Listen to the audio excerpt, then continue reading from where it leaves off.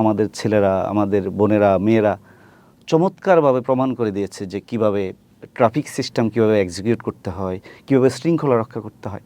আসলে তারা আমাদেরকে রাস্তা দেখিয়েছে। তোমরা যেটা পারো না, আমরা সেটা শুরু করেছি। মূল প্রেরণা হচ্ছে কোটা সংস্কার, নিরাপদ সড়ক আন্দোলন, তারপরে বিপিন নূরের আমাদের তখনকার একমাত্র ভয়েস।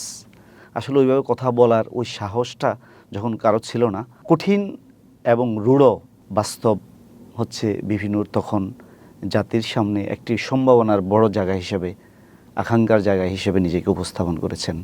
মূলত রাজনীতিতে কেন আসলেন আপনি? মানে আসছেন তো বটেই, পাশাপাশি একটা কঠিন সময়, যে সময়ে রাস্তায় থাকাটাও কঠিন, কথা বলাটাও কঠিন ছিল। ধন্যবাদ সাইদ ভাই। আসলে রাজনীতিটা হচ্ছে মানে আমি একে তো হচ্ছে তো রাষ্ট্রবিজ্ঞান স্টুডেন্ট, আবার হচ্ছে বাবা একজন সামাজিক মানুষ ছিলেন। ছোটোবেলা থেকে দেখছি যে কিভাবে মানুষের জন্য কাজ করতে হয়, কিভাবে কাজ করতেন। বাবা একজন শিক্ষক ছিলেন, একজন প্রাইমারি স্কুলের শিক্ষক ছিলেন, কিন্তু সে শিক্ষকতা পেশা ছাড়িয়ে তিনি হয়ে গিয়েছিলেন একজন সামাজিক মানুষ। মসজিদ কমিটি বলেন, সামাজিক অনেক আচার বিচার, সুবিধা অসুবিধা, মানে মানুষের পাশে থাকার যে আকুলতা, যে আকাঙ্ক্ষা বা থাকতে হবে, আমার সামনে একটা খারাপ হচ্ছে বা একটা কাজ হচ্ছে, সেখানে আমার দায় আছে, সেটা সমস্যা হলে সমাধানের ক্ষেত্রে আমার ভূমিকা থাকা উচিত। এই ক্ষেত্রে এই শিক্ষাটা বাবার কাছ থেকে অনুপ্রাণিত হয়েছি। আর আমাদের তরুণদের বিশেষ করে কোটা সংস্কার আন্দোলনে এবং নিরাপদ সড়ক আন্দোলনে যখন রাজনৈতিক প্ল্যাটফর্মগুলো বিভিন্ন কারণে ব্যর্থ হলো, সেক্ষেত্রে আপনি বাংলাদেশের সবচেয়ে বৃহৎ রাজনৈতিক দল বাংলাদেশ জাতীয়তাবাদী দল, বাংলাদেশ জামাত ইসলামী সহ 17 কিংবা 18 দলীয় যে জোট ছিল, নানান কারণে এই প্ল্যাটফর্মগুলো আন্দোলনের যে গতিপথ, সেই গতিপথটাকে সঠিকভাবে কন্টিনিউ করতে পারছিল না। তো বাস্তবতা হচ্ছে এই অন্যায় জুলুমের প্রতিবাদ, প্রতিরোধ কোনো না কোনো দিক থেকে হবেই। সেই দায়িত্বটা আমাদের তরুণদের কাঁধে আসছে। তো আমরা যখন কোটা সংস্কার আন্দোলনে দেখলাম যে এই দায়িত্বটা পুরো তারুণ্য এটাকে গ্রহণ করেছে এবং সেটা তাদের সর্বোচ্চটা দিয়ে প্রমাণ করেছে।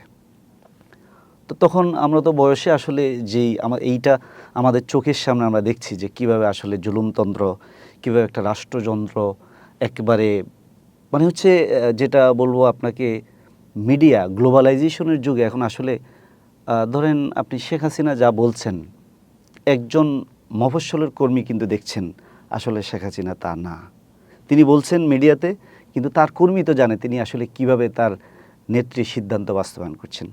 নেত্রী বলছেন গণতান্ত্রিকভাবে, কিন্তু কর্মী তো দেখছেন যে রাতের আধারে তিনিই তো এই কেন্দ্রের বা এই ওয়ার্ডের ভোটটাতে তিনিই কারছবি করে কিংবা টেবিলে মেরেছেন।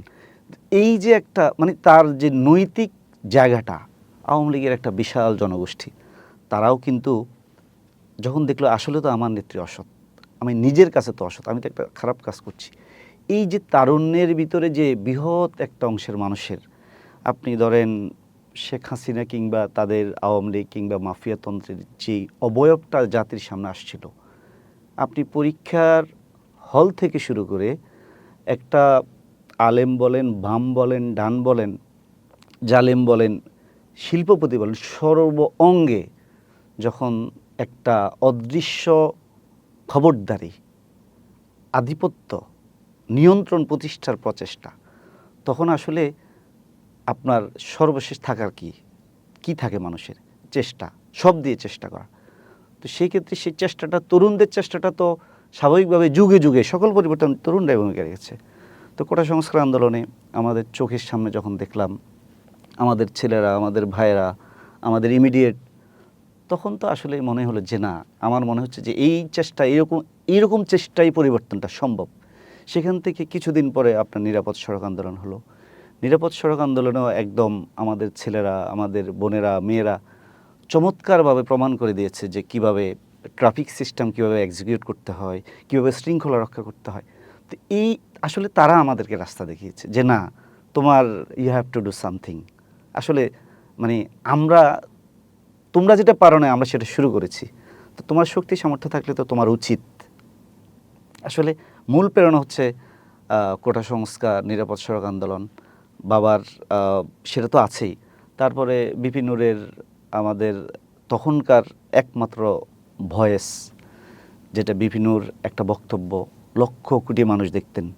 আসলে ওইভাবে কথা বলার ওই সাহসটা যখন কারো ছিল না, আমরা হয়তো বিপি নূরের সমালোচনার অনেকগুলো জায়গা আছে, অনেক ধরনের সমালোচনা আমরা চাইলেই করতে পারবো, কিন্তু এটা ঠিক সব কঠিন এবং রূঢ় বাস্তব হচ্ছে বিপি নূর তখন জাতির সামনে একটি সম্ভাবনার বড় জায়গা হিসেবে, আকাঙ্ক্ষার জায়গা হিসেবে নিজেকে উপস্থাপন করেছেন।